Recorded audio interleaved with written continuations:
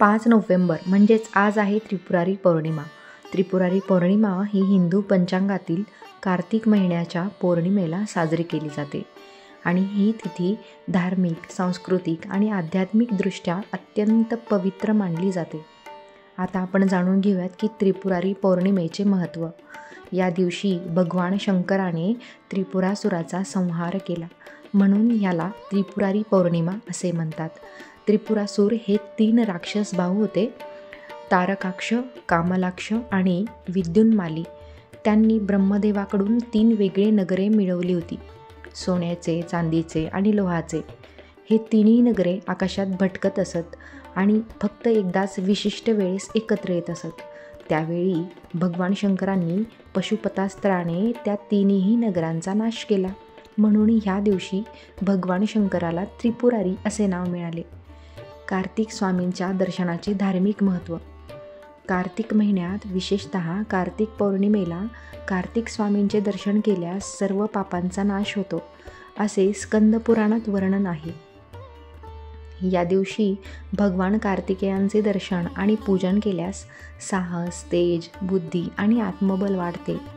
कार्तिक स्वामी हे शौर्य आणि सद्गुणांचे प्रतीक आहेत, त्यामुळेच त्यांचे स्मरण मनातील भीती, अस्थिरता आणि नकारात्मकता दूर करते.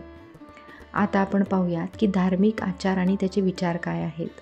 ह्या दिवशी गंगा, गोदावरी, कृष्णा, नर्मदा आदी नद्यांमध्ये स्नान करण्याची परंपरा आहे. दीपदान केल्यास अनंत पुण्य मिळते असे मानले जाते. शिवपूजन, त्रिपुरारी महादेवाचे अभिषेक आणि महाशांती हवन केले जाते. कार्तिक स्नान या दिवशी संपन्न होते, म्हणूनच हा दिवस कार्तिक स्नान समापन दिन म्हणूनही ओळखला जातो.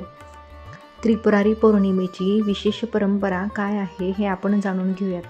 अनेक ठिकाणी ह्या दिवशी दीपमाळा, दीपोत्सव आणि नदीत तरंगते दिवे सोडणे म्हणजेच दीपदान करणे ह्याचा सुंदर सोहळा असतो. बघा, वाराणसी, नाशिक, त्र्यंबकेश्वर, पंढरपूर आणि नांदेड म्हणजेच नांदेडमध्ये गुरुद्वारा हुजूर साहेब येथे गुरु नानक जयंतीसोबतच हा मोठा उत्सव साजरा होतो. काही ठिकाणी कात्यायनी व्रत व तुळशी विवाहानंतरचा समारोप दिवस म्हणूनही याला महत्त्व आहे. आता आपण पाहूयात की त्रिपुरारी पौर्णिमा आणि अध्यात्म काय आहे. या दिवशी अंधकारावर प्रकाशाचा विजय, अहंकारावर नम्रतेचा विजय आणि असत्यावर सत्याचा विजय याचा संदेश दिला जातो. दीपदान म्हणजे केवळ बाहेरील नाही तर मनातील अंधार दूर करण्याचे प्रतीक आहे. आपल्या हिंदू धर्माला जपूया आणि येणाऱ्या पुढील पिढींसाठी ही माहिती सर्वांपर्यंत पोहोचूया. त्याच्यासाठीच आपल्या चॅनलला सबस्क्राईब करा. सबस्क्राईब करून बेल आयकॉनवर क्लिक करा आणि लाईक, शेअर, कमेंट करायला विसरू नका.